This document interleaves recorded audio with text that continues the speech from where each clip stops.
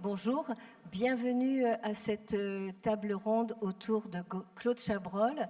Je voudrais, avant d'appeler nos invités, remercier très chaleureusement le distributeur des films de Claude Chabrol, de cette première vague.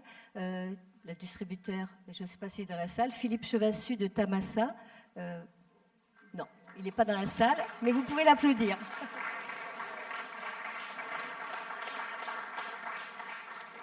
Et sans attendre, j'appelle la fille adoptive de Claude Chabrol et son assistante et auteure d'un livre, Torremolinos,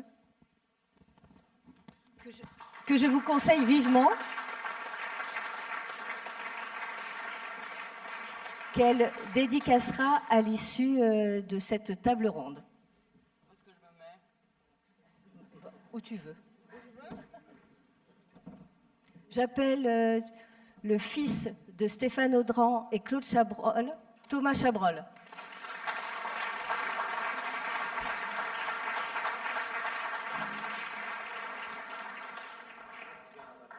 La cinéaste Axel Roper.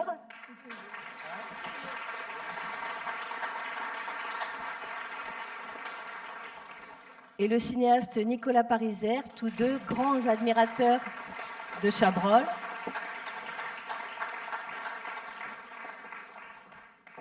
Et pour animer cette table ronde, une voix que vous entendez toutes les semaines sur France Inter, la belle émission de cinéma On aura tout vu, Laurent Delmas.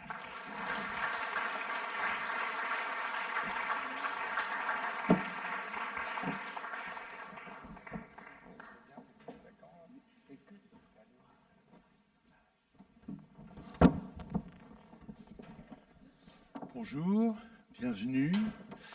Merci d'être là. C'est vrai que comme la salle est climatisée, il y a une bonne raison. Pas seulement, mais non, je plaisante. Mais non. Allez, on va vous prouver que vous avez eu raison de venir, enfin j'espère, pour être parmi nous et célébrer. Moi, je pense qu'il faut dire les choses comme elles sont. Le cinéma de Claude Chabrol, qu'il n'est peut-être pas assez encore. Moi, c'est ça qui me frappe en tant que regard extérieur, en quelque sorte, c'est le fait que la place de Claude Chabrol dans le panthéon cinématographique français n'est pas encore là où il devrait être. Et on en parlait tout à l'heure en coulisses. Je sais bien que ça n'est que purement symbolique, mais il n'y a même pas, et on le disait avec un peu de malice et d'ironie, il n'y a même pas une impasse Claude Chabrol à Paris. Vaudrait mieux un boulevard, mais ça serait plus adapté. Mais en tous les cas, même une impasse quand même. Alors que d'autres cinéastes, on le sait, et c'est très bien pour eux, et c'est très normal, mais d'autres cinéastes, y compris de la nouvelle vague, sont largement plus honorés dans la capitale.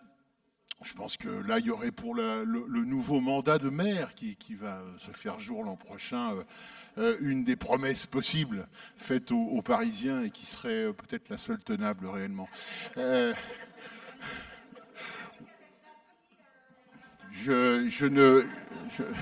Ça regarde les électeurs et les électrices. Ils n'ont qu'à faire leur travail.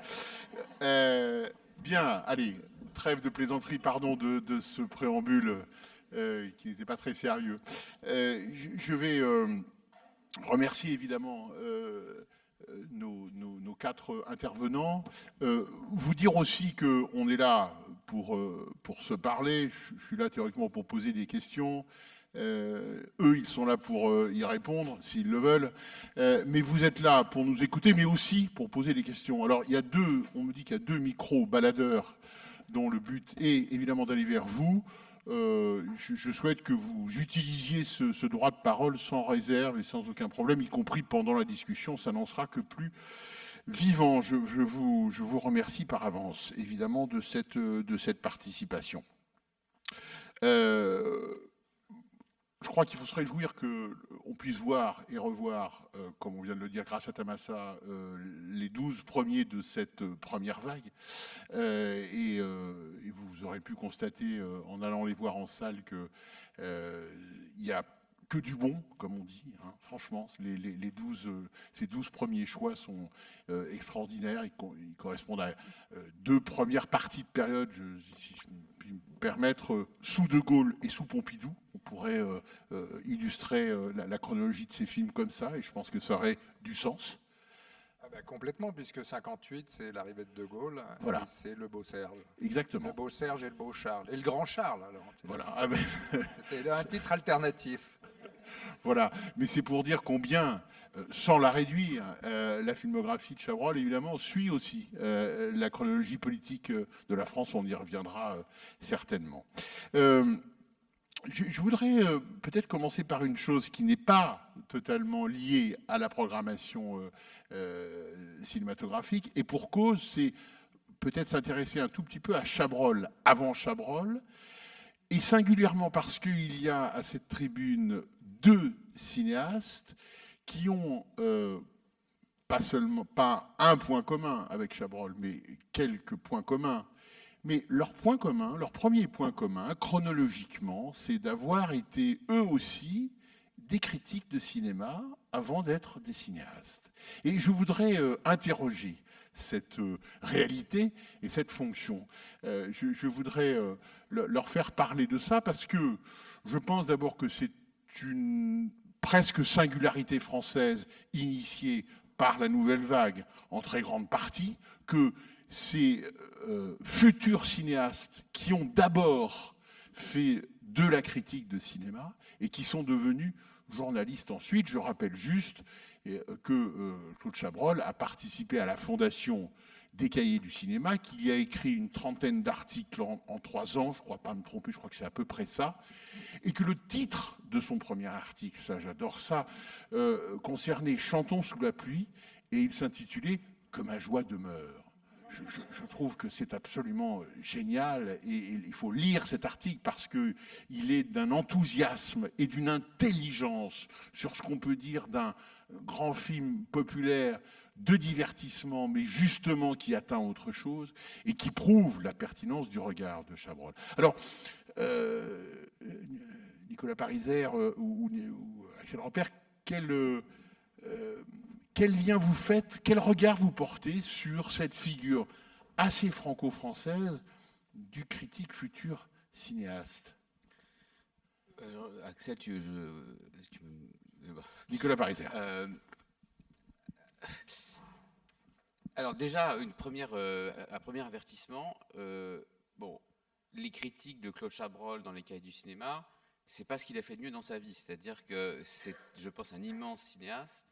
Et c'était pas un très grand critique, contrairement à Jacques Rivette, qui était probablement l'inverse. C'est-à-dire un immense critique. C'était un avertissement. Bon, mais je veux dire, l'un n'est pas mieux que l'autre. Je veux dire, c'est bon. Ensuite, moi, j'étais un très très très mauvais critique. C'est-à-dire, j'étais vraiment encore bien pire que Claude Chabrol, contrairement à Axel, qui a été une bien meilleure critique que moi. Et je pense qu'Axel est peut-être d'accord avec moi. La spécificité des gens des Cahiers par rapport au fait d'être devenus cinéastes après avoir été critiques, c'est que ils étaient moins critiques que cinéphiles, et cinéphiles dans un sens un petit peu strict, c'est-à-dire cette idée qu'en allant à la cinémathèque, on peut rattraper pratiquement toute l'histoire du cinéma, avoir une vision globale de l'histoire du cinéma et prendre en compte toute l'histoire du cinéma dans sa pratique future du cinéma. C'est des choses qui sont assez banales, je pense, en peinture, en musique, en littérature, mais bizarrement, dans le cinéma, il y a énormément de grands cinéastes, et de mauvais cinéastes aussi, qui n'ont pratiquement jamais vu de film, qui en voient très peu et qui s'en fichent complètement. C'est pas du tout un jugement de valeur, mais la spécificité de la nouvelle vague, c'est que c'était des cinéastes cinéphiles et qui sont restés cinéphiles toute leur vie. Et c'est vrai que le point commun, mais bon, enfin, je dirais, c'est un point commun comme d'avoir des lunettes. Hein. C'est pas un point commun comme d'être bon au tennis ou aux échecs. Donc le point commun qu'il y a entre Chabrol, Axel et moi, c'est que on est parti de la cinéphilie et que on a essayé dans un même mouvement d'aimer le cinéma, d'en discuter avec nos amis cinéphiles, de faire des courts-métrages entre nous, etc. Et ensuite de pratiquer un cinéma qui était organiquement lié à notre amour du cinéma. Mais c'est quelque chose effectivement qui est assez spécifiquement français, mais qui même à l'intérieur du cinéma français, et je pense qu'il y a quelque chose qui a toujours Luc été... Besson a assez peu écrit sur le cinéma. Oui, mais bon, Pardon, je le peut-être cite que en j'aurais aparté. dû mieux moins écrire aussi, hein, mais... Non, ça c'est pas vrai, on y reviendra. Mais enfin, bon. mais disons, en gros, voilà, je crois que je fais beaucoup de E, mais voilà, c'est cette idée qu'il y a un lien organique entre le fait d'aimer des films, en discuter, écrire, en faire et continuer à en voir une fois qu'on fait des films. En fait, ce qui est intéressant dans cette question, c'est qu'elle permet de se demander par quel biais, par quelle porte d'entrée on peut à nouveau entrer dans l'œuvre de Chabrol. Voilà, parce que moi je suis une enfant des années 70, mes parents voyaient des films de Chabrol, mes grands-parents aussi voyaient un peu les films de Chabrol, et on est tous entrés dans l'œuvre de Chabrol par des biais un tout petit peu différents. Et ce qui est très intéressant chez Chabrol, c'est que moi j'ai le sentiment qu'on entre dans son œuvre par un biais un peu différent que les autres portes d'entrée de la nouvelle vague. Par exemple, Truffaut, je pense que vous aimez tous beaucoup Truffaut, on entre dans l'œuvre de Truffaut d'une part parce qu'on a lu ses textes critiques qui étaient d'une virulence extraordinaire et parce qu'on est bouleversé par l'espèce de romanesque et de sensibilité qu'incarne Truffaut. Godard, on entre chez Godard parce qu'il y a l'image du génie. Rivette, on entre dans Rivette parce que tout simplement c'est sans doute le plus grand écrivain de la nouvelle vague. Rohmer, je pense qu'on entre par Rohmer, pas tellement par ses textes, parce que ses textes sont hyper difficiles, que par le charme inouï de ses films. Moi, quand j'ai commencé à voir des films de Rohmer, j'étais incapable de disserter sur Rohmer, mais j'étais prise par le charme des films de Rohmer. Et moi, je peux juste vous dire comment je suis rentrée dans l'œuvre de Chabrol. Donc moi, enfant de boumeuse et enfant dans les années 70, je m'en souviens très bien, c'était dans les années 80, je suis allée voir avec mes grands-parents à Cabourg, en Normandie, Inspecteur Lavardin et Poulet au vinaigre. Je ne savais pas du tout ce que c'était. Je ne savais pas ce que c'était que la mise en scène. Je ne savais pas qui était Chabrol. J'avais, je sais pas, 10-12 ans. J'étais complètement immature en cinéma. Mais je me souviens très bien m'être dit, ce type a un humour incroyable. Et deuxièmement, il sait regarder le monde autour de lui. Alors, j'avais 12 ans, donc je ne me le formulais pas comme ça. Mais je me souviens quand même avoir été intriguée en me disant, ce type, il a vraiment un humour très particulier, une espèce de malice très profonde et très dure en même temps, et je voudrais continuer à suivre cet humour très dur et très léger en même temps, et je voudrais continuer à suivre ce Chabrol pour voir comment il regarde le monde adulte, ce monde adulte qui, moi, me terrifiait quand j'avais 12 ans. Donc moi, ma porte d'entrée de Chabrol, ça a plutôt été son espèce d'humour incroyable, et je pense qu'on peut dire que c'est le cinéaste le plus drôle de tous les cinéastes de la Nouvelle Vague, en fait. C'est lui qui a fait les films les plus drôles. Et c'est l'acuité avec laquelle il regardait la société française. Et je pense aussi que de tous les cinéastes de la Nouvelle Vague, à part peut-être Rohmer pour L'Arbre, le Maire et la Médiathèque, c'est peut-être celui qui a regardé la société politique avec l'acuité la plus forte, et régulièrement d'ailleurs, quand il y a un sujet politique qui arrive, je me dis, ça m'amuserait tellement de voir un film de Chabrol là-dessus. Par exemple, je pense que Rachida Dati serait un super personnage pour un film de Claude Chabrol. Voilà. Et qui pour jouer son Oui, voilà, rôle vous auriez une idée de C'est ça, casting, voilà. Thomas Chabrol? Ah, ça se défend. Hein. Je Ouais. pense qu'il y a Quelques postulantes. prétendantes? Justement, Thomas Chabrol, cette dimension de Chabrol. Alors, peut-être mettre un petit bémol par rapport à ce que disait Nicolas Pariser. Il faut dire critique d'un côté, mais il y a aussi du journalisme de l'autre. Parce que l'entretien avec Hitchcock, Rohmer, Chabrol et Hitchcock, il a précédé le fameux entretien avec Truffaut et il contient de véritables pépites. Donc de ce point de vue-là, on peut dire que l'apport de Chabrol en termes, alors pas critique effectivement, mais on va dire journalistique, n'a pas été mineur. Et j'en profite, et c'est pas parce qu'il est à côté de moi, mais enfin, quand Nicolas Pariser parle d'Alain Delon à la mort d'Alain Delon, c'est pas de la critique qu'il fait, mais c'est un des plus beaux textes parus en France sur Alain Delon à ce moment-là. Donc voilà, comme quoi on peut mettre moi, des bémols. Si je Cécile peux mettre Mestre. mon grain de sel comme d'habitude, au moment où... Mais s'il vous plaît. Non, mais je me dis que peut-être en vous écoutant, ce qu'il aimait pas tellement dans le principe de la critique, c'était ce que ça demandait de jugement. Quoi, il était quand même très influencé par Simenon dans son truc de comprendre et ne pas juger. Peut-être la critique, ça le mettait à un endroit où il n'était pas super à l'aise, tandis que le journalisme, bon, c'était de la curiosité, il était hyper curieux. Donc voilà, c'était ça que je voulais vous ajouter. Et je voulais aussi dire que peut-être qu'il était pas, il est moins honoré parce que je crois qu'il courait pas tellement après les honneurs, contrairement à d'autres. Vous visez en particulier quelqu'un? Non, je plaisante. Oui, mais, j'ai plein de mais noms enfin, à vous donner, mais, oui, d'accord, mais mais enfin- tout le monde les connaît. Mais voilà, mais parce qu'on le dit souvent, ça, il est minoré, les honneurs, machin, mais il n'aimait pas tellement ça. Je crois que c'est pour ça qu'on le sollicitait pas tellement, un peu comme les actrices de Hollywood, la Barbara Stanwyck, c'est génial, dont j'essaye de prendre un peu la voix tous les matins. On la connaît moins parce qu'en fait, elle était. Moi, je suis pas historienne du cinéma, mais ce que j'ai compris, c'est qu'elle était moins poussée par les studios parce qu'elle était moins soumise aussi et tout ça. Donc voilà. Oui, surtout, il est apparu très vite comme un démystificateur. C'est-à-dire, son premier film, donc Le Beau Serge, il le tourne en 57, 56, 50, oui, 57, il sort en 57, 9, pardon, et hiver 57-58, et sélectionné à Cannes en 58, et retiré de la sélection cannoise pour y placer L'eau vive, film produit par l'EDF, donc poussé par le gouvernement. Quand même. Et donc, un chef-d'œuvre dont on se souvient très bien, puisque c'est Daniel Gélin qui se bat pour éviter la destruction d'un barrage. Voilà. Et l'aune. Chanson de Guy Béard. Voilà, absolument, chanson de Guy Béard. En plus. Et Chabrol n'a jamais été très en accord avec tout ce qui est aquatique. Et voilà, c'était toujours été plutôt rouge. Et donc, dès le début, il connaissait déjà le système et le mécanisme de Cannes, puisqu'il avait été attaché de presse à la Fox, donc il y était depuis les années 55.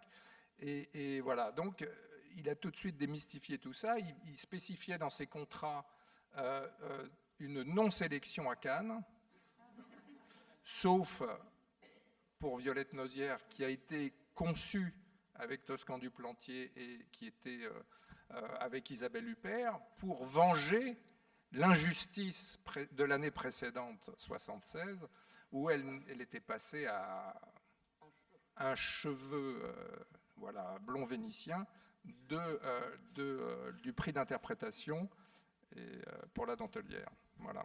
Donc déjà, le fait même qu'il soit contre le système, même pendant le tournage de son premier film, Le Beau Serge, où le CNC avait envoyé un conseiller technique, puisqu'il faut rappeler aussi qu'il n'a jamais fait de court-métrage et qu'il a fait sa culture cinématographique en voyant des films, en regardant des films, jusqu'à 4 par jour. Il a fait 4 ans de première année de pharmacie et autant de studio des Ursulines. Donc voilà, une maîtrise qu'il a obtenue au bout de 4-5 ans. Et donc il est passé ensuite, il a pu, par un des hasards de l'existence, passer à la mise en scène. Et donc il a été tout de suite... tu parlais d'une acuité, un regard et un humour aussi. Il l'a eu très très vite. Sur le premier entretien avec Hitchcock, où ils arrivent avec Truffaut au studio où à côté Hitchcock tournait, il faisait froid, une fontaine était gelée, il se recule et hop, tout le monde passe dans la fontaine avec je ne sais pas si c'était un Agra à l'époque, mais un enregistreur et tout ça, il se retrouve gelé et Hitchcock, les revoyant l'interview se fait et bien longtemps après, Hitchcock leur dit, chaque fois que je bois un whisky glace, je pense à vous. Et donc dès le début, le début est marqué d'une certaine ironie par rapport à tout ça et les impedimenta de la vie. Voilà. Juste un mot pour dire que l'un de ses pseudos comme critique dans les cahiers, c'était quand même Jean-Yves Goutte. parce que je trouve assez Jean-Yves Goutte, alors ce n'est savoureux. pas une goutte d'eau, bien sûr. Non, c'est pas mais celle-là.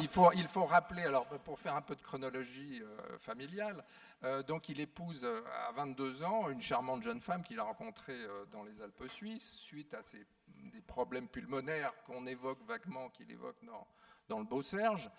Et donc cette charmante Agnès Goutte, sa première épouse, lui donne un premier enfant qui, pour ceux qui ont vu le Beau-Serge, feront le lien. En fait, il racontait qu'il était allé à l'état civil déclarer la naissance et la mort de l'enfant le même jour. Ce qui avait jeté un froid dans les bureaux, bien sûr. Déjà qu'ici, il ne passe pas grand-chose, mais là, c'était vraiment. Et donc, ensuite, ils ont eu un autre premier enfant qui s'appelait Jean-Yves. Voilà, qu'ils ont appelé Jean-Yves, mais qui était également le prénom donné au premier. Donc ça commence déjà très très fort. Et c'était très chabrolien dès le début, quoi, Oui. à son corps défendant, parce qu'il n'était pas décisionnaire sur le choix des prénoms. Bref, donc Jean-Yves Goutte, et Goutte étant le nom de jeune fille de sa première épouse. Et après, on revient aux acronymes avec Agim, qui est Agnès Jean-Yves Mathieu, qui est le nom de sa maison de production, qu'il met sur pied sur les conseils et sur l'influence de sa première femme, qui hérite merveilleusement d'un petit pécule à la mort de sa tante, qui correspond à l'époque, c'était un petit appartement aux Invalides, dans Paris, et plutôt que de réinvestir dans l'immobilier, elle l'incite à produire les films de ses copains, et même plus que ça, à produire son premier film. Et ce qui, à l'origine, devait être Les Cousins, un peu trop cher, écrit avec Gégoff. Et en fait, il réécrit très vite un film qui s'appelle, enfin plutôt un scénario qui s'appelle Le Beau-Serge, qui se passe dans le petit village sardentais, creusois. Voilà, un petit résumé rapide pour ceux qui n'avaient pas, bien sûr, lu le bouquin de Debec. Restons un tout petit peu encore sur la critique, Cécile Mestre. Vous l'avez vu s'emporter à la lecture de critiques, par exemple, où ils s'en foutaient royalement? Alors les quand lisez vous me pas. dites ça, j'entends plutôt un gros éclat de rire, Ouais. comme ça, un peu rond et jovial. Je pense qu'il les lisait. Je pense qu'il s'en foutait un peu. C'est-à-dire, il était aussi, quand les films sortaient, il était déjà dans le film d'après. Donc, il faisait pas tellement de capitalisation sur ce qu'il venait de faire. Donc, au moment où le film sortait, on était soit en préparation d'un autre film, soit il était en train de l'écrire. Donc, c'est pas pour dire que ça ne l'intéressait pas, mais voilà, je sais pas, parfois il était un peu vexé, je pense quand même. Il y en a peut-être 2-3 qui l'ont vexé. Pour donner un peu une idée de son appréhension de la critique, généralement dans le film suivant qu'il était en train de préparer au moment où il lit la critique, il donne au personnage le plus con ou le plus repoussant le patronyme du critique. Ou alors un petit calicot sur la porte des chiottes. C'est très discret, c'est toujours très discret. Et voilà, c'est pour ça que Dufresne, il y en a eu quelques-uns. Enfin bon, voilà. En fait, il trouvait la critique trop con, quoi. Voilà, Alors, disons. à la décharge des journalistes et de la critique de cinéma, Merci, Axel. moi je dirais que ce qui est passionnant chez Claude Chabrol, c'est que c'est vraiment un cinéaste absolument non académique. C'est-à-dire qu'il il pouvait être très déconcertant. C'est quand même un cinéaste qui a fait des chefs-d'œuvre, qui a fait des films de commande et qui a fait des bons films. Voilà, c'est pas quelqu'un qui voulait faire un chef-d'œuvre à chaque fois, un peu par exemple comme voulait le faire Jean-Luc Godard. Donc je pense que pour la critique lambda, c'était un peu difficile de suivre le fil de la pensée de Claude Chabrol et de comprendre un tout petit peu son cheminement quand alternait à la fois des chefs-d'œuvre et puis des films plus étranges. Et aussi à la décharge de la critique, moi, il y a quelque chose que j'adore chez Chabrol, c'est son sens du grotesque. Voilà, c'est quelqu'un, je pense, qui n'a jamais cherché à faire du cinéma élégant, comment dire, ou littéraire au sens académique du terme. Et souvent, dans ces films, il y a quelque chose de déconcertant sur le mélange des tons, par exemple. Je ne sais pas si vous avez vu là, Que la bête meurt, qui est un film absolument extraordinaire, qui est quand même une tragédie dans Que la bête meurt. Est-ce que vous avez repéré le personnage de la tante de Jean-Yann? On dit qu'est-ce que fait que ce personnage de tante, là, de vieille mémé, qui ricane dans un coin, qui est hyper odieux, alors que le film pourrait presque par moments être une pure tragédie. La pureté, j'ai l'impression, n'intéressait pas du tout Chabrol, et il y avait un sens du grotesque chez lui, notamment dans les seconds rôles, de la bouffonnerie, de la farce qui pouvait déconcerter. Par exemple, je me souviens, petit souvenir excusez-moi, ça fait un peu vieille routarde, moi j'adore La fille coupée en deux, et à l'époque j'écrivais aux Inrocks, parce que moi j'ai toujours aimé écrire sur les films que j'aimais, et on était allé interviewer avec Jean-Marc Lalanne Benoît Magimel, qui jouait dedans, et qui, moi je trouve, fait une composition géniale, mais très bouffonne, très étrange, très fantaisiste. Et Benoît Magimel nous disait qu'il était un peu malheureux parce que les gens le trouvaient mauvais dans le film. Et en fait, cette espèce de bouffonnerie, de choses très farcesques, qu'en général le public aime, hein, mais en tout cas ça déroutait la critique classique. Donc Chabrol était à la fois un bon vivant, mais un bon vivant déconcertant. Alors les deux ensemble, ça peut être compliqué à identifier.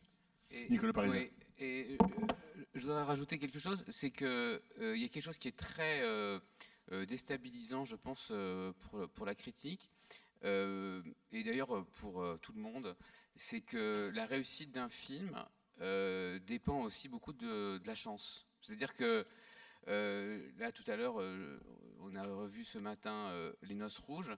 Les Noces Rouges est un film qui prend des risques vraiment incroyables, et notamment dans cette juxtaposition entre, disons, la caricature la plus expressive et la tragédie la plus pure. Vraiment, on en parlait avec Axel, c'est comme Shakespeare ou Mozart, c'est-à-dire que c'est des moments d'expressivité dans un sens et dans l'autre. Il fait vraiment le grand écart, c'est vraiment le contraire de Bresson, je ne dis pas que Bresson c'est pas bien, mais enfin qui est quand même toujours sur une note, qui cherche l'unité dans son œuvre, alors que Chabrol ne cherche pas cette unité-là. Et dans Les Noces Rouges, où c'est réussi, c'est absolument unique et magnifique dans le cinéma français de l'époque, mais c'est un risque, parce que souvent ça ne marche pas. Et je dirais presque que dans ces années-là, au bout d'un moment, ça ne marchera plus. Ça ne veut pas dire que les films sont mauvais, ça ne veut pas dire que les films ne sont pas intéressants. Ça veut dire que comme produit fini qu'un critique va voir en projection de presse, c'est un petit peu difficile à avaler. Donc je pense que Chabrol, qui a fait beaucoup de films, qui a pris beaucoup de risques, par exemple, Romer, à partir du moment où il a su faire un film, il a pris relativement peu de risques. C'est-à-dire qu'il savait exactement ce qu'il faisait, c'était parfait, et il a continué comme ça pratiquement jusqu'à sa mort, avec peut-être ces deux derniers films étant des exceptions. Mais Chabrol, à chaque fois, il remettait en jeu quelque chose, il reprenait des risques, et autant il y avait des moments, on ne sait pas pourquoi, il a fait 4, 5, 6 très bons films, voire chefs-d'œuvre d'affilée, et puis à un moment donné, je sais pas, sur 5 ans, 6 ans, 7 ans, ça fonctionnait plus, ou ça fonctionnait moins souvent. Et ce genre d'irrégularité qui est absolument normale chez les artistes qui produisent beaucoup, comme Balzac, comme je sais pas, Molière, ou voilà. Il y a un moment donné, il y a une irrégularité qui est difficilement concevable, et pour la critique, et aussi, je dirais, pour les universitaires. C'est-à-dire que se dire qu'une œuvre d'art, quand un artiste s'engage dans une œuvre d'art, il y a une grande part de chance, même quand l'artiste est génial, il y a une grande part de chance dans la réussite ou non de l'œuvre, c'est quelque chose qui, quand on est critique, est difficile à appréhender, je pense. Mais par contre, le public, lui, c'était un rendez-vous, je crois. Il y a plein de gens ici qui m'ont dit, ah là, ce qui nous manque, c'est vraiment ce rendez-vous avec Chabrol. On adorait le Chabrol qui allait sortir et tout ça, donc je crois qu'il ne faisait pas des films spécialement pour plaire aux universitaires ou aux critiques, mais peut-être. Je crois pas qu'il faisait des films pour plaire d'ailleurs, en fait.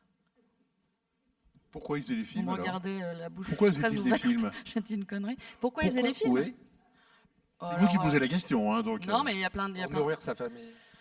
Alors, pour nourrir sa famille. Oui, parce que c'est l'endroit où il était sans doute le plus heureux, parce qu'on lui donnait la possibilité de le faire, parce qu'il faisait des films pas chers, qu'il aimait tourner, et c'était un instrument, c'était un artisan, un instrument.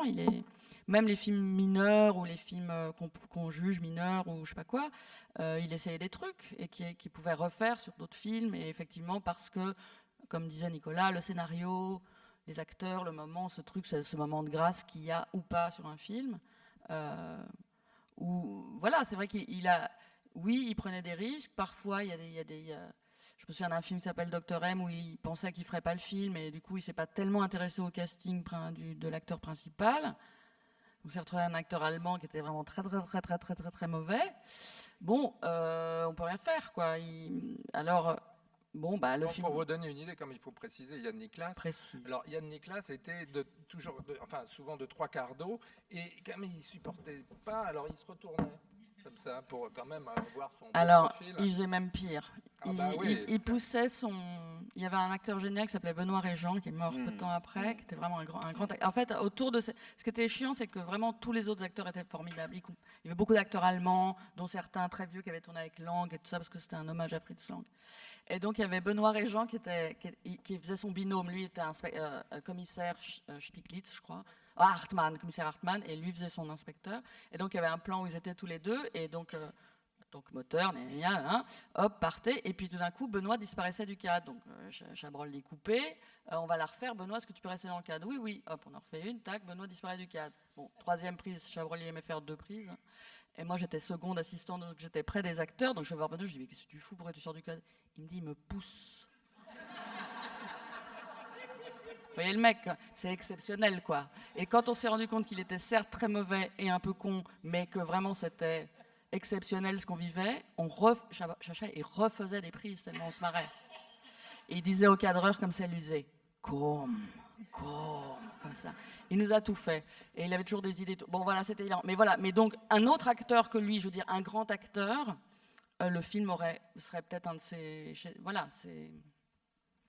Pour finir le 3/4 d'eau, pardon, je t'ai oui, coupé. non, Pardon. pas du tout, c'était complémentaire. Et donc, pour justifier et jouer là-dessus, c'est ce que tu disais, ça a été bruité par des bruits de plomberie qui justifient le retournement. Alors, en plein interrogatoire de 3/4 d'eau, blop, blop, blop, là-bas, et ça marche. Il faisait même le roulage de pelle à Jennifer Beals, quoi. Il se tournait pour que lui soit devant la caméra, quand même. Non, mais il était exceptionnel. Il faut revoir Dr M. C'est difficile de le voir, mais on vous promet qu'on va tout faire. Parce que je pense que ça peut devenir vraiment Troisième vague. 2 de cheval. Un hit, quoi. Ouais. Alors, Axel. Oui, non, je voulais juste rectifier là sur cette supposée indifférence de Claude Chabrol à la réception de ses films, à laquelle je crois totalement. Et moi, si j'aime Claude Chabrol, c'est parce que ça nous change tellement de ces figures narcissiques d'auteurs boursouflés, contemporaines. Voilà, je ne citerai pas de nom et que voilà, c'est quelque chose que j'aime beaucoup chez lui. Je pense quand même qu'il faut se méfier du côté débonnaire de son œuvre et du personnage.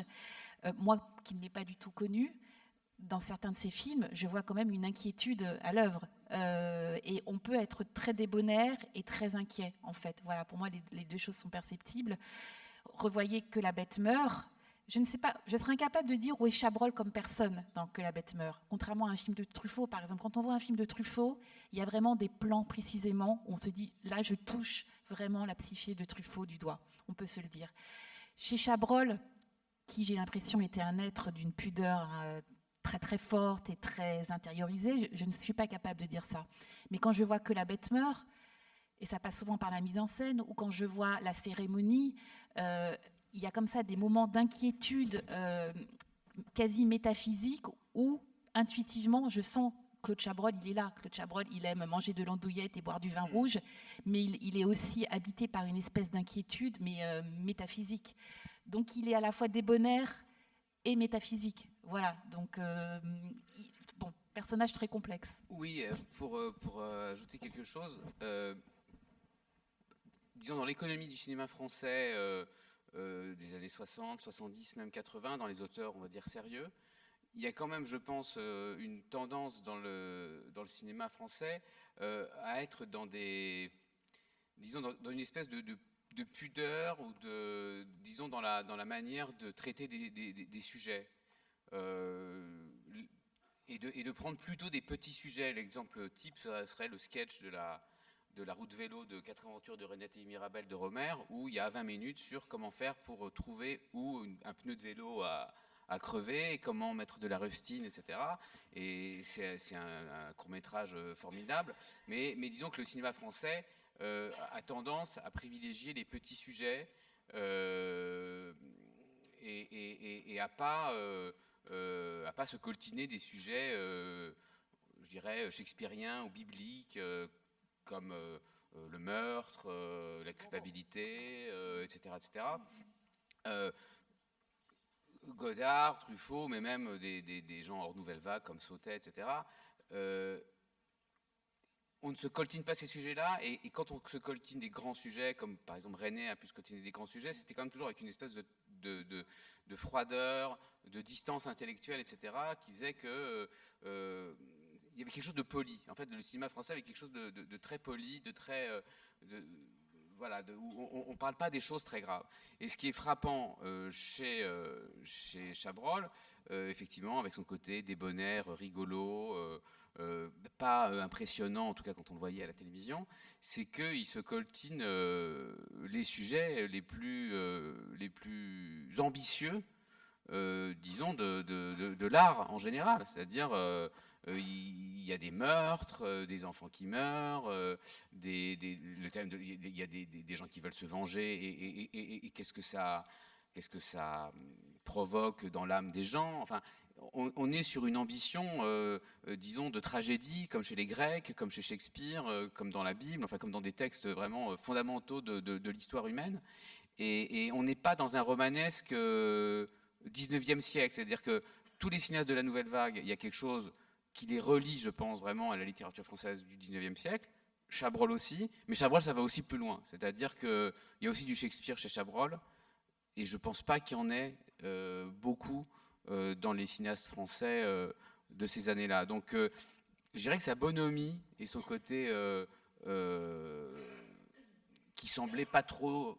Bon, tout le monde est névrosé, mais ils n'ont pas trop tordu, pas trop, je sais pas, sombre, etc., cache le fait que c'est probablement le cinéaste français, alors là pour le coup du XXe siècle, qui sait coltiner les sujets les plus ambitieux, et avec, sur au moins une dizaine de films, ce qui est beaucoup, une réussite éblouissante. Voilà.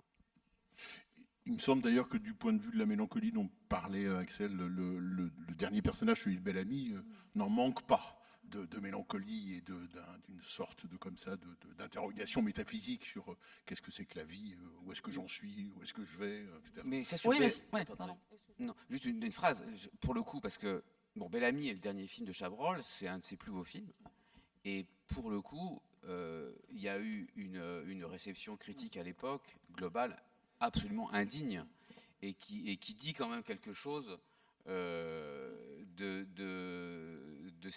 ce qu'était Chabrol à l'époque. C'est-à-dire qu'on se permettait, pour un grand cinéaste qui fait une œuvre peut-être moins spectaculaire que d'autres, etc., mais sur un film aussi beau, il y a quand même, disons, une bonne partie des critiques qui a balayé ça d'un revers de la main, et voilà, ce qui était, à mon avis, vraiment absolument indigne. Je crois que Thierry Chaise a eu très très chaud. Il y aurait eu un dernier film de Claude Chabrol, un des protagonistes les plus bas de plafond, ce serait appelé Chaise, sans aucun doute.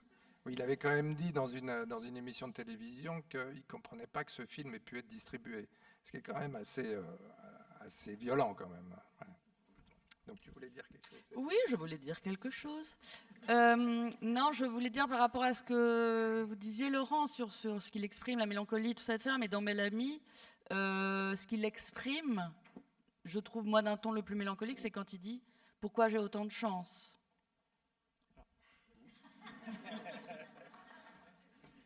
Aussi. Oui, non, mais voilà. Ben justement, Cécile, j'ai envie de vous qui avez travaillé et coécrit d'ailleurs aussi avec lui, mais j'ai fait le compte, 54 films de fiction, 25 adaptations littéraires. C'est beaucoup, c'est un marqueur. Est-ce qu'on peut quand même un petit peu évoquer cette tendance, cette certaine tendance du cinéma de Chabrol à prendre un livre et à en faire un film, avec des co-adaptateurs très différents, avec des auteurs adaptés très différents, mais beaucoup de polars, beaucoup de romanciers ou romanciers anglo-saxonnes. Mais quand même, ça correspondait à quoi cette façon d'envisager le scénario? Cette question est très vaste, Laurent. Oui. Je ne sais pas très bien par où la prendre. Question de temps aussi. Ouais, Pourquoi le temps? Bah, Pardon. C'était, enfin, pour la période avec Gégoff et tout ça, le Paul Gégoff, grand voilà, co-adaptateur. Paul Gégoff, Enfin, co-scénariste. scénariste, Vous pouvez dialoguiste, adaptateur. Oui. Enfin, c'était le binôme C'est ça. malfaisant. Ils avaient 8 ans d'écart à l'avantage de Gégoff. Et donc, c'était un gain de temps. C'est-à-dire, à l'époque 60-70, c'était 3 films en 18 mois, donc avec un rythme assez forcené. Et donc, il y avait le choix du bouquin, l'écrémage et le premier travail, la mise à l'os par Gégoff, et Chabrol revenait dessus pour mettre ça généralement à sa sauce.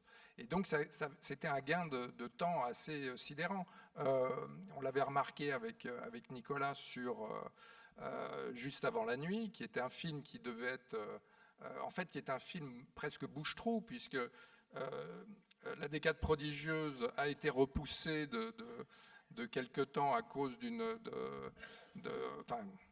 grâce, je ne sais pas du coup, à Orson Welles qui n'a pas pu tourner aux dates prévues, avec Catherine Deneuve. Catherine Deneuve ne peut plus le faire, tout est décalé, et entre-temps, il y a quand même une équipe engagée, il y a quand même tout ça. Ils ont un bouquin sous la main, et ils décident, avec Genovese, de l'adapter, et c'est fait en 3 mois, quoi, très très vite. C'est tourné, avec la Columbia qui, du coup, ça se passe trop vite, tout ce qui est promotion est fait en décalé avec la sortie du film, ce qui fait que le film, a un succès très très mitigé. Mais en tout cas, pour cette période-là, la technique de production, enfin en tout cas de texte, d'adaptation, de scénario et tout ça, était très souvent du même acabit, sauf pour certains où il a écrit seul, comme La femme infidèle, mais qui lui sont toujours inspirés par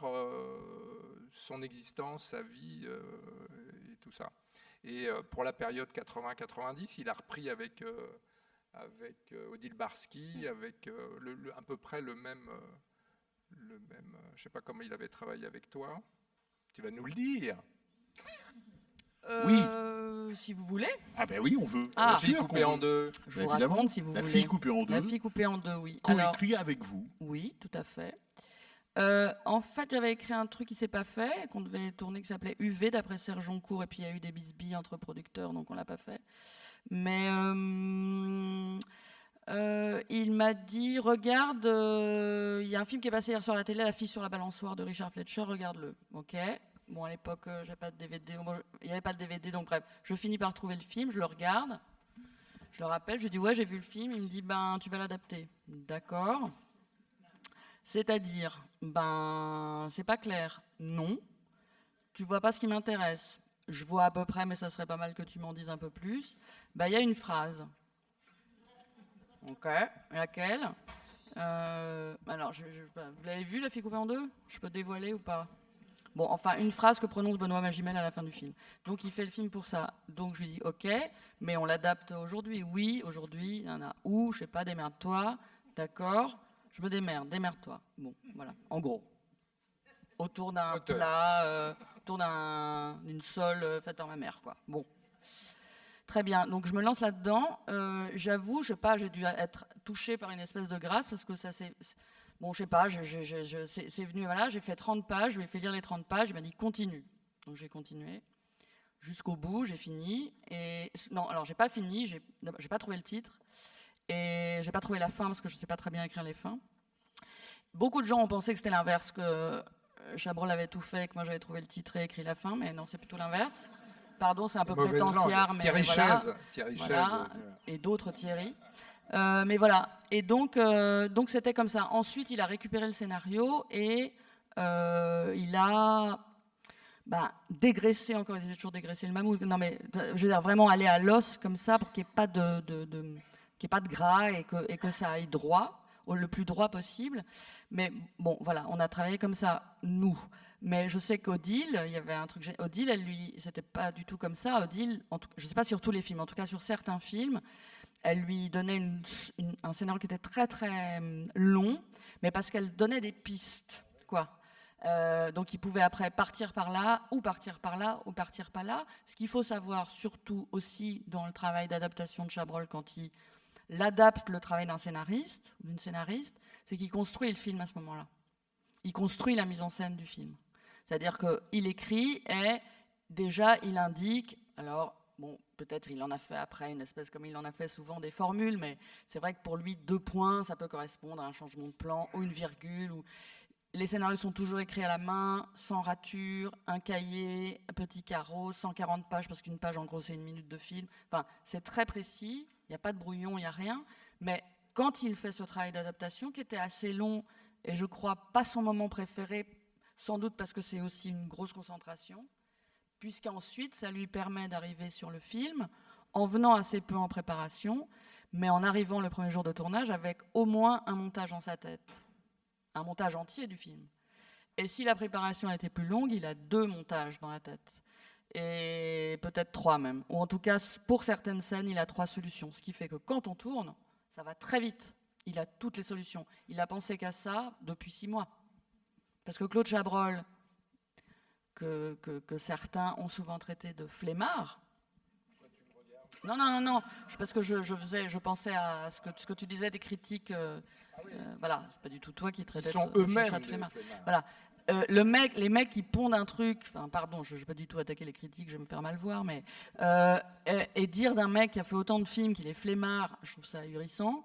Et alors, peut-être on dit alors flemmard dans sa mise en scène. Ça me fait mourir de rire, ça, flemmard dans sa mise en scène. J'aimerais bien que les mecs développent, parce que déjà dire qu'est-ce que c'est une mise en scène, c'est intéressant. Il n'y a pas grand monde. Voilà. Donc voilà. Mais il faut savoir qu'il ne faisait que ça. Travailler dans sa tête, travailler, prévoir, anticiper, construire. On a dit qu'il était flemmard, par exemple, parce qu'il n'allait pas voir les décors. Mais il n'allait pas voir les décors parce qu'il disait que si, en plus, il avait le décor dans la tête, précis, il devenait dingue.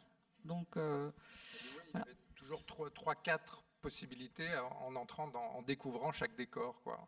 3-4 éventualités possibles.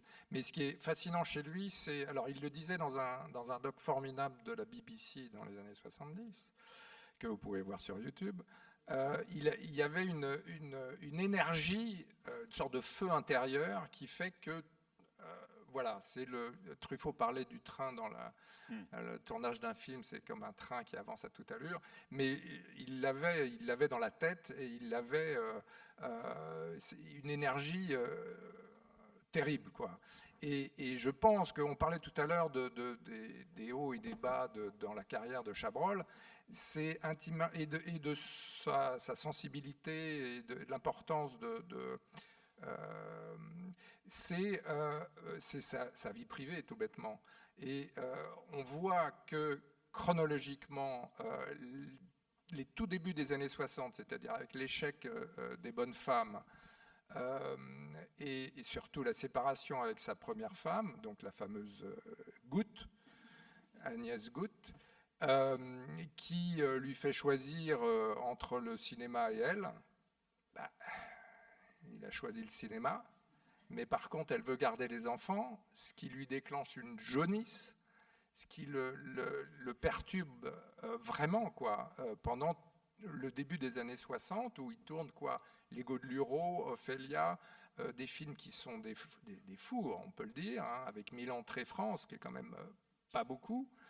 Les Godelureau, ça remonte un peu, mais voilà, il faut attendre un peu Landru qui remet un peu du beurre dans les épinards.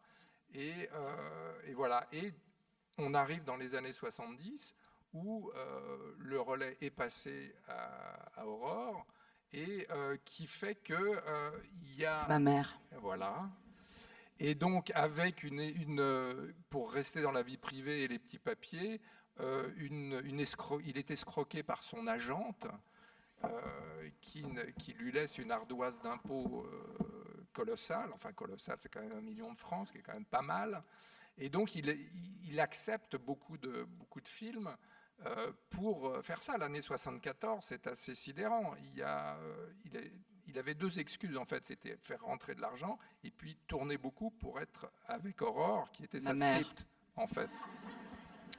Donc, alors, plutôt que de l'avoir dans l'œilleton, il avait sa compagne à côté, ce qui est quand même plus calme. C'est très certainement une des raisons de cette folie à ce moment-là. Oui. C'était un peu et une sorte de tourbillon entre ma mère qui partait tourner aux États-Unis après, justement, tu parlais du film de Buñuel qui avait eu un Oscar, etc. Du coup, une sorte de transition avec ces histoires d'argent qui l'obligent à tourner beaucoup. L'année 74, il tourne 2 longs métrages et 4 films pour la télévision dans la série Histoire insolite. Donc, c'est plus un train, c'est un TGV ou je ne sais pas trop quoi, mais en tout cas, il y avait du charbon dans et donc, il y avait cette énergie-là qui était à la fois poussée par le plaisir d'être avec sa script, sa mère, pendant que son actrice, ma mère, était qui aux tournait États-Unis. avec mon père, Oui, l'acteur mais François oui, Mestre. mais oui. Chez Buñuel, ils y sont tous les deux pendant que... Vous voyez le truc? Les années 70, on adore. Alors, je cite ce qui sera probablement dans la deuxième, peut-être la troisième vague. Dr Popol, c'est une famille tuyau de poils. Voilà. Et donc... Il faut nous pardonner, hein, on vient de tout ça, quoi. Oui, Donc oui, une petite... Bah oui, nous sommes issus de tout ça, quoi. Ouais. Et donc, c'est... Pour en revenir effectivement au bascule dans l'œuvre de Chabrol, il y a... sa vie quotidienne et sa nécessité, un peu comme Balzac qui devait fournir des papiers et qui se gavait de café pour fournir. Là, c'était des impératifs d'argent. Son agente avait payé, soi-disant payé les impôts, ce qu'elle n'avait pas fait, elle le jouait au casino. Et ce qui fait qu'au bout d'un certain moment, milieu des années 70, 75, 76, eh ben, il y a eu un certain redressement fiscal qu'on ne peut souhaiter à personne. Il a réussi, avec une petite lettre, à faire pleurer la contrôleuse fiscale. Et il vaut mieux bien tailler sa plume pour se faire pardonner, d'une manière générale. Mais, et donc, voilà, moi je ne l'ai vu pleurer que 2 fois. C'est à l'enterrement de Gégov. Il n'allait jamais aux enterrements, justement parce qu'il y a une sorte d'hypersensibilité par rapport à ça. On en revient à la naissance du premier enfant, etc. Des choses qui sont assez marquantes. Et donc, il a su, transférer ça dans son œuvre. Parce que juste après, une fois que tout ça s'est stabilisé, le remariage avec Aurore, ta mère, après le divorce avec ma mère, et donc on arrive à 83, il venait de monter au théâtre la Danse de mort. D'abord, il l'avait tourné pour la télévision, ou c'est l'inverse. Non, d'abord au théâtre avec Bouquet, il le tourne pour la télévision, le divorce se fait avec un remariage dans la foulée avec Bouquet et Juliette, donc son épouse, comme témoin. Voilà. Et donc après, hop, c'est reparti, c'est poulet au vinaigre, et puis c'est reparti avec la stabilité que peut lui accorder Marine Karmitz, avec ce qu'il avait du temps de Génovès, à savoir un salaire. Donc, tous les mois, il savait que l'aspect économique, qu'il avait sérieusement échaudé avec cette histoire d'impôts, il n'avait qu'à se focaliser sur trouver des livres, trouver des idées, écrire, tourner, et surtout tourner. Pour en revenir rapidement sur cette histoire d'adaptation et de précision dans le travail, il y a un DVD formidable de La Demoiselle d'honneur, dans lequel il y a un bonus encore plus formidable de Pierre-Henri Gibert, qui a fait une sorte de karaoké à partir de la page de script et à côté, un peu à l'américaine, la séquence tournée, et on voit un curseur, on se croirait chez Nagui, un curseur qui descend de réplique en réplique avec les retours à la ligne, les points d'exclamation, voilà.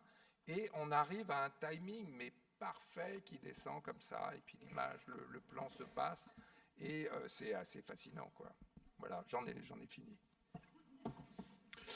Le temps passe, on va vous donner la parole avec les micros qui doivent être par là, je ne sais pas où. Je sais que c'est toujours compliqué pour la première question, on peut passer à la seconde tout de suite. N'hésitez pas. N'hésitez pas. Je ne vois pas de main qui se lève, on vous laisse muet à ce point-là. Il y a un Chabrol dans l'autre salle, c'est pour ça. Juste, j'en profite pour dire que par rapport à ce que disait Thomas Chabrol sur Juste avant la nuit, je ne sais pas où on en est du planning des projections ici, mais si vous ne l'avez pas vu, il faut vraiment découvrir ce film qui est un des plus rares quand même montrés dans ces 12-là, et dont Michel Bouquet, par exemple, disait que c'était son meilleur film. Je pense qu'on pouvait lui faire confiance vu la rareté de ses apparitions à l'écran. Mais si vous ne pouvez pas le voir ici, vous savez que c'est un cycle qui est désormais dans toutes les bonnes salles de cinéma grâce à Tamasa, qui vient de sortir depuis mercredi dernier. Toujours pas de questions. Non, le 9 juillet. Ça Mercredi sort. prochain, pardon, Ouais. je dis des bêtises. Mercredi Le prochain. 9 juillet à Paris et dans toute la France. Mercredi prochain, pardonnez-moi. Allez-y. Oh, Oui, écoutez, ne nous faites pas trop de politesse. L'important, c'est... Pas de politesse. Avec Allez, pas de Chabrol. politesse, vous avez le micro, prenez-le. Et bien dedans, merci. Bon, oui, je voulais poser une question sur le rapport de Chabrol avec Flaubert et la littérature en général. Surtout cette façon, bon, Chabrol est connu pour être quelqu'un qui a quand même analysé, disons, la bourgeoisie provinciale. Donc c'est en rapport avec toute une époque de la littérature française, donc il y a Flaubert, Maupassant, tout ça. Mais on voit dans certains films une volonté de dépasser ça, enfin dépasser le pittoresque et d'arriver à quelque chose de presque universel, c'est-à-dire un peu comme disait Nicolas Pariser, partir du fait le plus cru, le plus vulgaire d'une certaine façon, mais arriver vers une sorte d'abstraction universelle et quelque chose d'extrêmement pur, comme on peut voir dans Madame Bovary. Donc je voudrais que quelqu'un puisse me parler de son rapport avec Flaubert, qui était vraiment l'écrivain qui arrivait à allier ça, c'est-à-dire une sorte de médiocrité avec un élan incroyable, voilà, un dépassement. Voilà. Nicolas, Paris. Non, mais, en fait, vous posez une question, en fait, vous en parlez déjà très bien. Donc, si vous faites une affirmation et puis après vous posez la question, mais non, moi, ce qui me frappe, alors après, je suis un peu déformé parce que je viens de revoir Les Noces Rouges. Non, ce qui est frappant, je dirais le point commun, peut-être le plus évident entre Flaubert et Chabrol, c'est que vraiment la conception romantique de l'amour, c'est presque l'ennemi pour lui. C'est-à-dire que c'est grotesque. Et d'ailleurs, la passion sexuelle, amoureuse entre Piccoli et Stefano dans le film, elle est extraordinairement bien montrée, mais elle est montrée avec un prisme, c'est soit des animaux, soit il y a quelque chose de profondément grotesque là-dedans. Et pareil, je pense que c'est quelque chose de très exceptionnel dans le cinéma français de l'époque, où malgré tout, et même chez Rohmer, si c'est peut-être plus compliqué, mais ou même chez Godard, etc., chez tous ces gens-là, à un moment donné, le moment amoureux est pris très très au sérieux. C'est-à-dire que le moment amoureux est au cœur quand même du cinéma Truffaut et quand même au cœur du cinéma de Rohmer. Je pense par exemple, il y a une scène sublime dans L'ami de mon ami où il y a un homme et une femme qui tombent amoureux l'un de l'autre à côté du lac de Cergy. Voilà, c'est vraiment magnifique.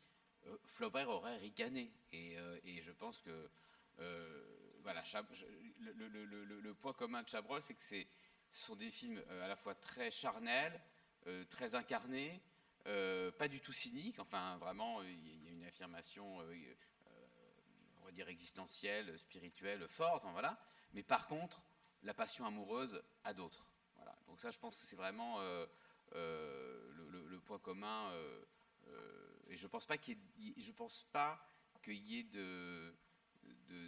d'exemples dans l'œuvre de Chabrol, disons, de passion amoureuse rédemptrice ou positive ou pas du tout. Voilà. Même dans L'œil du malin, on peut pas dire que ça soit. Non, puisqu'il intéressait dans Madame Bovary, par exemple, qui était son roman un peu favori, comme ça, à l'adolescence. Je ne sais pas ce qui l'avait fasciné, mais en tout cas, Isabelle Huppert, elle raconte que ce qu'il parlait, il se parlait beaucoup, mais pas forcément du personnage. Et elle lui demande un jour, elle raconte qu'elle lui dit, Claude, parlez-moi quand même un peu d'Emma, parce que on va le tourner. Donc, il dit, bon, d'accord, je vais te dire un truc. Et il lui dit, je pense qu'Emma Bovary a un complexe de supériorité et pas un complexe d'infériorité. Et Isabelle dit, alors là, voilà. Effectivement, quand on voit le film, si on lit le livre et qu'on voit le film, voilà. Et je pense que ça le fascinait chez Emma Bovary, et aussi ce quiproquo, parce que souvent on la considère comme une victime. Lui, il la considérait pas du tout comme une victime. Il l'aimait pas beaucoup, en fait. Il l'aimait pas beaucoup. Non, c'est vrai. Oui, c'est vrai. Nicolas Parizeau. Et il y a aussi un autre point commun, et pareil, qui est assez unique, je pense, dans le cinéma français, parce que c'est des questions qu'on se pose assez peu. C'est, je pense qu'il y a peut-être chez Mocky, mais il y a cette idée que la bêtise est une force métaphysique qui s'apparente au mal. Et que, en fait, la bêtise, c'est pas du tout un manque d'intelligence, c'est pas un truc en creux, mais que c'est une puissance vitale, en fait, qui évidemment est redoutable, mais c'est une puissance vitale qu'il faut prendre en compte et dont le cinéma que le cinéma doit traiter, quoi. Et là où c'est remarquable, c'est que comme il traite de la bêtise comme d'une force vitale, il ne se met pas en surplomb. C'est-à-dire que la bêtise n'est pas le contraire de l'intelligence. C'est-à-dire que Chabrol, disons, sous-entend, il a raison, qu'il est très intelligent, mais la personne bête n'est pas quelqu'un qui est moins intelligent. Il est plus bête. Et je pense que Flaubert a écrit pratiquement un livre là-dessus. Donc, c'est peut-être l'autre point commun. Moi, je trouve ça très juste ce que vient de dire Nicolas déjà sur la parenté entre Mocky et Chabrol. Mocky aussi, cinéaste qu'il faudrait ressortir et réévaluer. Moins grand cinéaste que Chabrol, mais ils ont quand même vraiment beaucoup de points communs. Et effectivement, je trouve que tous les deux sur la bêtise, c'est absolument extraordinaire. Et pour en revenir à la question sur la littérature, moi, par exemple, mais c'est mon goût personnel, je trouve pas du tout que le Madame Bovary de Claude Chabrol soit son plus grand film. Sans doute parce que d'une part, c'est très compliqué d'adapter les chefs-d'œuvre au cinéma, d'autant plus quand c'est un chef-d'œuvre qu'on aime soi-même, et que j'ai l'impression que Chabrol a plus réussi à incarner son amour d'une certaine littérature, à savoir Flaubert, quand ça a infusé presque malgré lui dans d'autres films, notamment dans tous ces personnages secondaires, grotesques, proches de la bêtise, notamment Les Bonnes Femmes, que dans une grande œuvre extampillée romanesque comme Madame Bovary, où là j'ai l'impression que le rapport est tellement frontal que il y a quelque chose qui se rate, qui rate un tout petit peu. Et effectivement, sur la bêtise, je pense que c'est ça qui a beaucoup intéressé Chabrol chez Flaubert. Ce qui est hyper intéressant aussi, c'est de se dire que Chabrol, par exemple, avait une passion, comme tous les auteurs de la Nouvelle Vague, pour Henry James. Alors, je ne sais pas si vous avez lu Henry James, c'est un auteur qu'on ne lit plus beaucoup. Henry James, alors c'est juste l'opposé de Flaubert. Hein.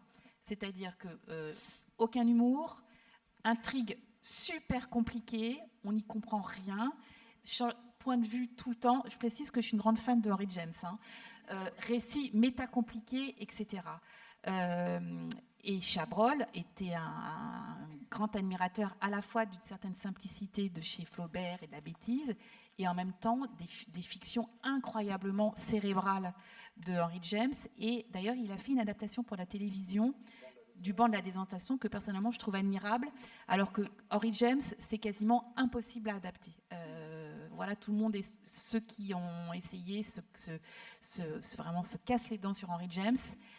et Chabrol réussit. Voilà, donc c'est à la fois Chabrol, c'est à la fois la fascination pour la bêtise telle que Flaubert l'a tellement incroyablement disséquée, et en même temps l'intelligence quasiment insoutenable qu'il y a dans les nouvelles d'Henry James. On va prendre une deuxième question. Il y en avait donc. Oui, Voilà. bonjour.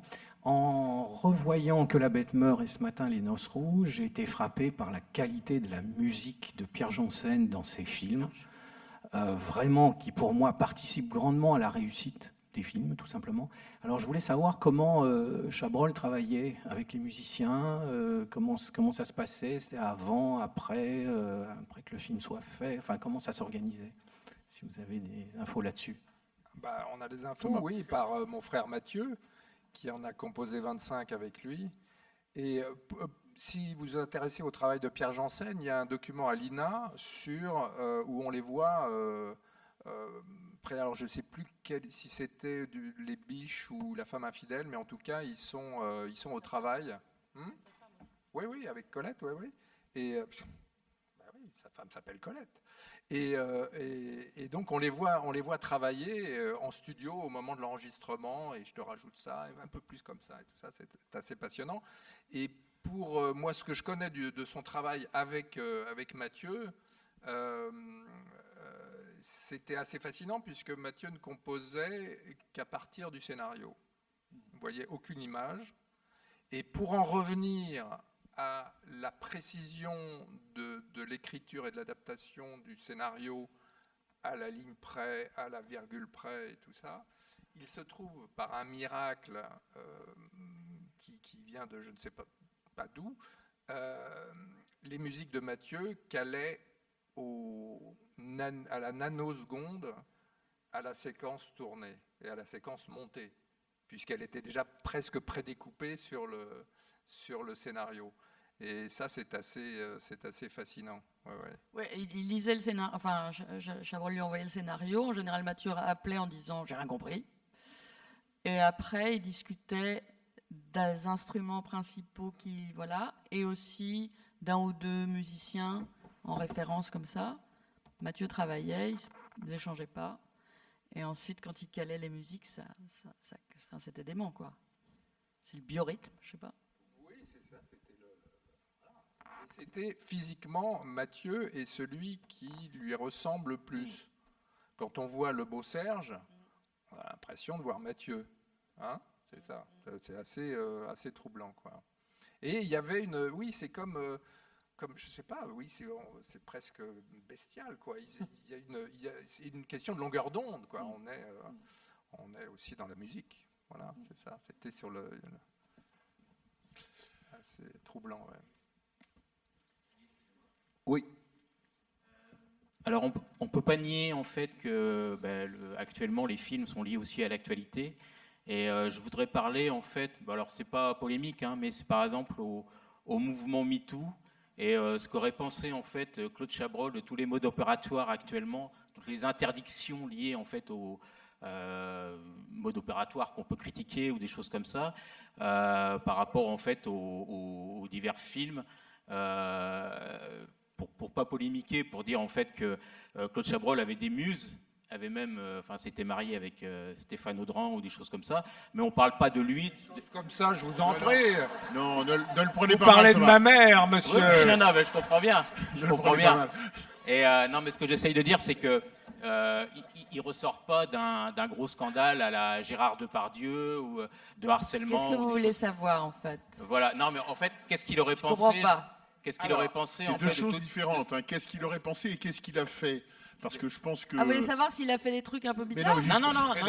Il a fait des enfants. De toutes ces interdictions actuellement, de ces modes opératoires sur certaines scènes Les fameux films abîmés, là, c'est ça, les films érotiques, voilà, quoi, qui sont quand même pas mal d'interdictions aussi. Hein. Axel.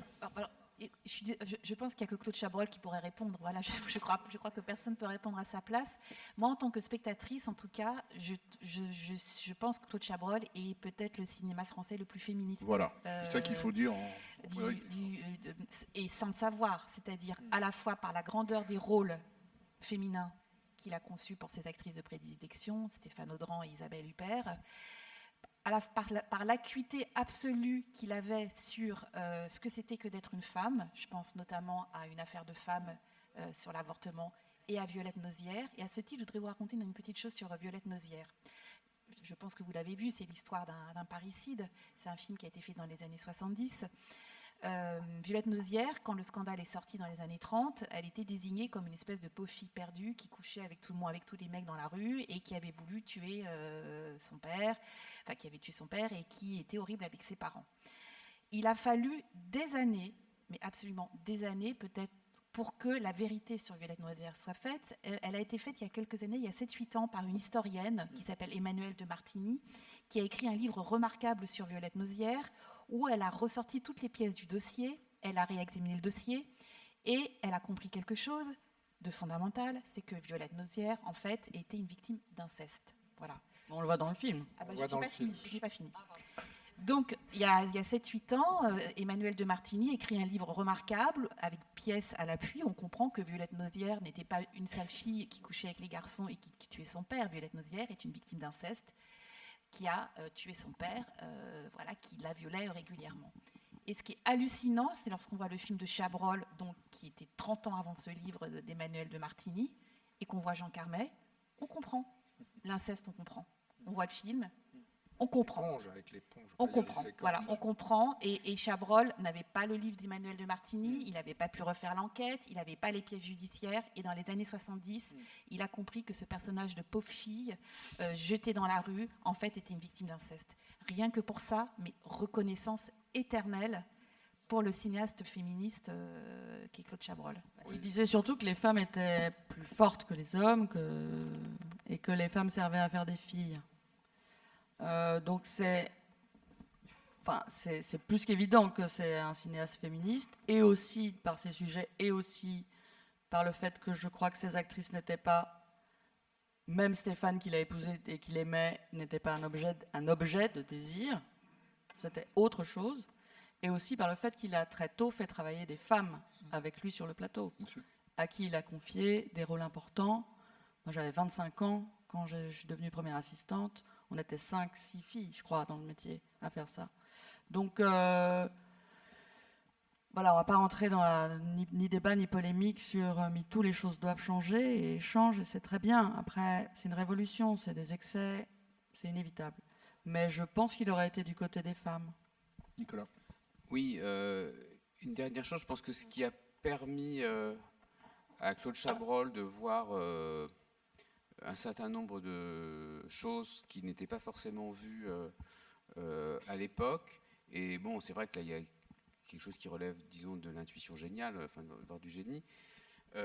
C'est, je pense, quand même la méfiance dans tous les films de Claude Chabrol, enfin, plus que de la méfiance pour la famille, en fait, et notamment pour la famille traditionnelle, bourgeoise, etc. Sachant que disons que la révolution MeToo, moi j'ai quand même a dévoilé aussi, et peut-être surtout, ce qui se passait dans les familles. Et que la famille n'était pas du tout une instance de protection des enfants, mais au contraire, presque une instance de mise en danger des enfants et une manière surtout de ne rien faire. Et il y a quelque chose qui est très frappant Juste avant la nuit. C'est que c'est l'histoire évidemment d'un féminicide, et ce qui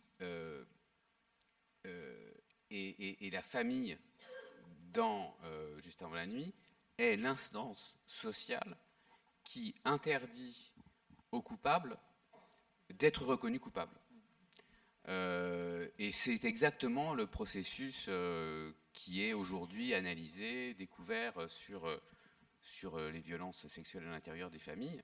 C'est que le plus souvent, les gens ont parlé et ils se retrouvent face à des gens qui, exactement comme Stéphane Audran et François Perrier dans le film, sont dans le déni ou dans disons comment dire, le fait non, rendre quelque chose de moins grave.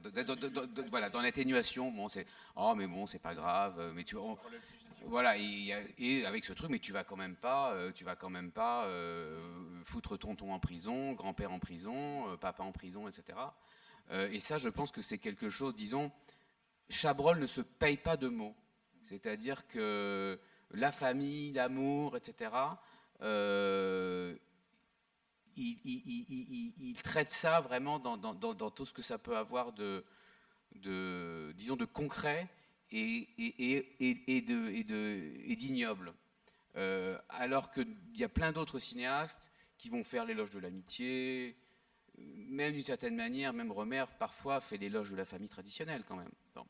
Et donc il y a une cécité quand on se paie de mots sur tous ces concepts-là. Et je pense que chez Chabrol, là où c'est un immense artiste, c'est que c'est pas politique, probablement, il était probablement pas au MLF, mais comme il voyait les choses, et qu'il les voyait avec une acuité absolue, il a vu ces choses-là. Mais parce qu'à un moment donné, il savait ce que c'était qu'une famille, et une famille, c'est pas forcément l'endroit où l'enfant et la femme s'épanouissent, sont protégés, etc., etc. Et on a ça déjà dans le Beau Serge. Oui, bien sûr. Puisque le Bien sûr. père s'occupe de sa fille, et tout ça, c'est des choses. Dernière question, peut-être, s'il y en a une. Je ne sais pas. Oui, alors. J'ai le micro. J'en profite puisque j'ai Ben le oui. micro. C'est le jeu. Bonjour, je me permets de vous proposer un exercice de style. Vous vous y prêtez au petit jeu ou pas. Ce serait donc, imaginez donc le dispositif suivant. Vous avez face à vous quelqu'un qui est un néophyte, qui ne connaît rien de l'univers de Claude Chabrol. Quelles sont les séquences que vous convoqueriez comme une évidence pour pouvoir, je veux dire, définir donc le style, le cinéma de Claude Chabrol. Donc chacun, en fonction de votre rapport au cinéma de Chabrol, est-ce que vous êtes à même de convoquer une séquence qui vous vient forcément à l'esprit comme une évidence pour dire ce que c'est que le cinéma de Claude Chabrol? Il y en a beaucoup. Je vais répondre comme ça. La première chose qui me vient est la première. Comme ça, ils vont réfléchir et ce sera plus intéressant. Mais moi, j'ai fait un documentaire sur lui. La première séquence que j'ai mise, c'est la séquence qui est dans Que la bête meurt, où ils sont assis à peu près comme nous, comme ça, en randonnion, comme dans une salle d'attente, et ils n'ont absolument rien à se dire. Et tout, on voit tout, on comprend tout. Ça dure 1 minute, on comprend l'ambiance, on comprend tout, et voilà. Et je crois que ça donne envie de voir le film.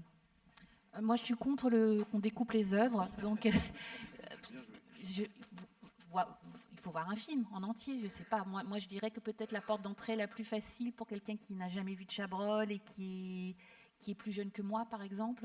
Je dis ça parce que j'en ai parlé avec une jeune femme il n'y a pas très longtemps. Regardez La Cérémonie. Voilà, c'est éblouissant, La Cérémonie, tout simplement. Et regardez-le en entier.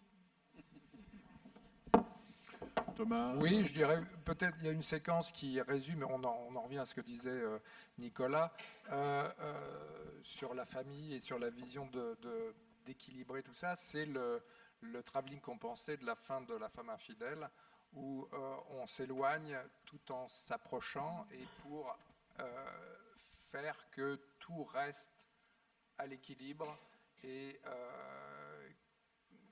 c'est un plan formidable avec au moment où Bouquet se fait arrêter et sa femme. Enfin, je pense que vous l'avez vu peut-être ces jours-ci. Vous avez une séance de rattrapage très rapidement. Et voilà. Mais effectivement, découper un film, à part La fille coupée en deux, je vois pas le. Nicolas. Oui, je suis d'accord, c'est un peu une abomination de couper un film, mais je vais quand même essayer de répondre. Je vais un peu tricher, c'est-à-dire que je viens de revoir Les Noces Rouges. Il y a un plan séquence où Claude Pieplu sur la plage fume cigarette sur cigarette et a une espèce de tirade presque à la Sacha Guitry. Où il est absolument éblouissant, où c'est hilarant, ça fait froid dans le dos, enfin c'est absolument génial. Et peut-être que les jeunes disent plus du tout ça, quoi, mais disons là, il y a 10 ans, je dirais que voilà, ça tabasse. Donc c'est vraiment une scène qui tabasse. Et peut-être que pour entrer dans l'œuvre d'un cinéaste, on ne va pas rentrer dans des choses très subtiles et des détails, des choses, ou des choses au contraire qui infusent sur 1, 2, 3, 4, 5 films. Mais disons, l'utilisation de Claude Pieplu et du génie de Claude Pieplu dans cette scène, on est à un niveau d'intensité de cinéma et d'intensité spectaculaire. Enfin, je veux dire, ça enfonce l'attaque des hélicoptères dans Apocalypse Now avec la Valkyrie. On est sur un truc très très au-dessus, donc voilà, je conseillerais ça. Voilà. Mais c'est vrai que les films là qui ressortent et tout ça, c'est vraiment une belle entrée en matière. Il est l'heure de nous quitter. Merci beaucoup d'être venu, de votre écoute, de votre participation. Merci à Thomas Chabrol, Cécile Mestre, Axel Repère, Nicolas Pariser. Et bien entendu, vive le cinéma dans les salles de cinéma.